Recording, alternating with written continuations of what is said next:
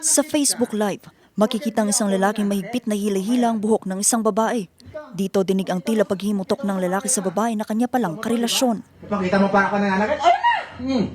Ano? Ako daw nananakit eh. Sinubukan pang magpumiglas ng babae pero binatukan at makailang beses pang hinila ang buhok nito. Hindi, huwag mo ibahin ang usapan. Dugyo ka kasi, dugyo ka. Ito, nasa video, gusto mo magpakulong ako? Diba gusto mo nun? Pa, nagpa-blatter ka pa? Diba? Yan, magpakulong ka na ngayon. Gusto mo ng ganito? Huwag mo kong gaganyanin. Diba? Gusto mo ng ganito? Gusto mo ng ganito?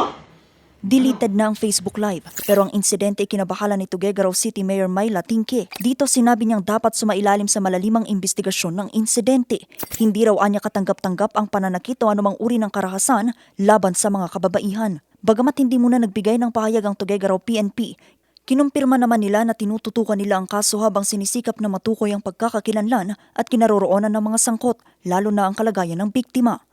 Paalala naman ng mga otoridad, ang Violence Against Women and Their Children o VAUCA isang krimen sa ilalim ng Republic Act 9262 o ang Anti-Violence Against Women and Their Children Act of 2004. Sa ngayon, patuloy ang panawagan ng mga netizens na mabigyan ng agarang tulong at proteksyon ng babae at mapanagot ang sinumang mapatunayang lumabag sa batas. Vanessa Bugtong para sa Nation on the Move.